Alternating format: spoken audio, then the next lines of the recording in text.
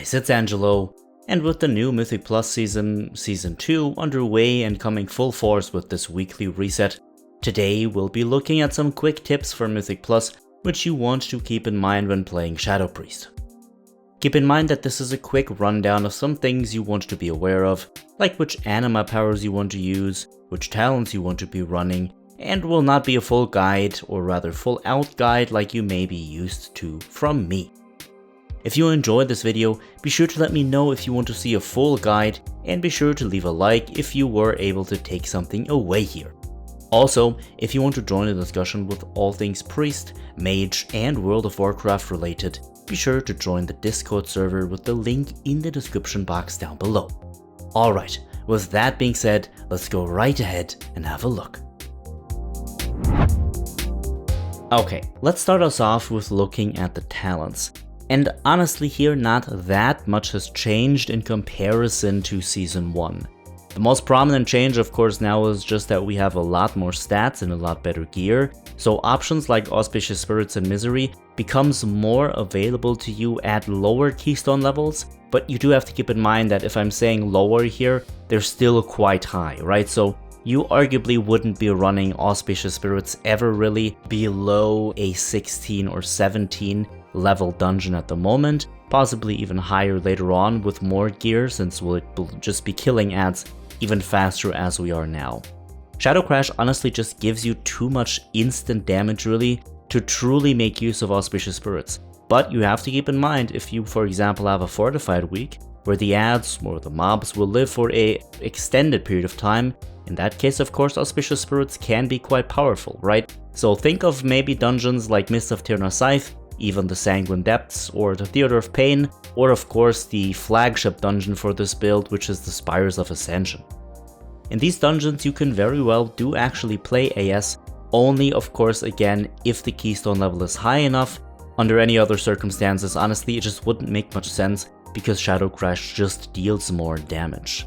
The same honestly goes for Searing Nightmare at this point. Misery is able to outcompete Searing Nightmare, especially when actually paired with AS under the right conditions, and of course as I said again within the right dungeons.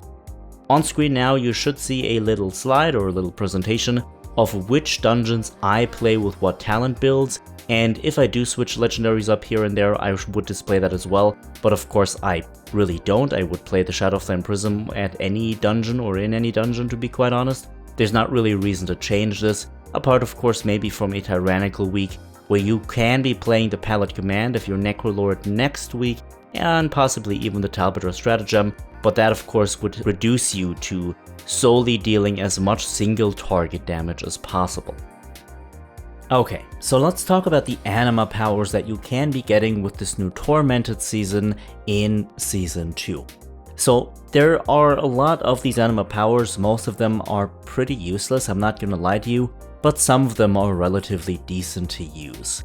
Now, the ones that I personally find best would be the Dagger of Necrotic Wounding, Volcanic Plumage, the Champion's Brand, and the Stone Ward, which is just a little shield of survivability. It's actually relatively big, but I'll get to that in just a moment. So, the Dagger of Necrotic Wounding is pretty good because it leaves a dot on the target, which not only deals a significant amount of damage, it also reduces the healing and the absorption effects that they can get, which is actually really good because this stacks. The Volcanic Plumage is basically just an AoE spell, it just deals damage on the ground in a certain radius of the target that it procs from, which is really decent, right? It can proc relatively frequently as we are Shadow Priest and we already do quite a lot of AoE damage anyways. And the Champion's Brand is just a stat buff. So the only one here that is able to be stacked solely because it drops multiple times is the Champion's Brand. I haven't ever seen any of these other ones drop multiple times from the bosses, so they only drop once and only on specific bosses anyways. This is kind of a detriment because for some of these Anima Powers this means you will get them relatively late, whereas others you'll get at really weird sections of the dungeons where you don't really need them yet, right? Like the Plumage for example, or the Necrotic Dagger, whereas the Champion's Brand is the only one that drops from 2 bosses, so you can actually stack that up if you get it twice. Now the Stone Ward, which is the shield I was talking about, is actually really powerful because it gives you a 20% health shield on top of your regular current health, which is really strong and actually makes you quite a lot more survivable, or rather surviving a lot more damage intake in the overall dungeon run. Now, these are of course just the best picks in my opinion. These aren't the only ones that you have to be picking. Of course, there are other picks as well, which aren't that bad, especially for utility or survivability, like the one where you can heal yourself, for example, whenever you take damage. That one's decent as well, but honestly, especially for the DPS traits, most of these damage dealing anima powers are honestly just the best ones you can get. The other ones just aren't as good. Okay, that should sum up everything we needed to talk about in order to get you prepared for this Mythic Plus season in this video. A special thanks of course to all of you for watching, and if you've enjoyed this video, be sure to leave a like. Now, I don't want to hold you up any longer. As always, have a good one my friends, enjoy patch 9.1 and this new Mythic Plus season, good luck with looting, and I will see you all in the next one.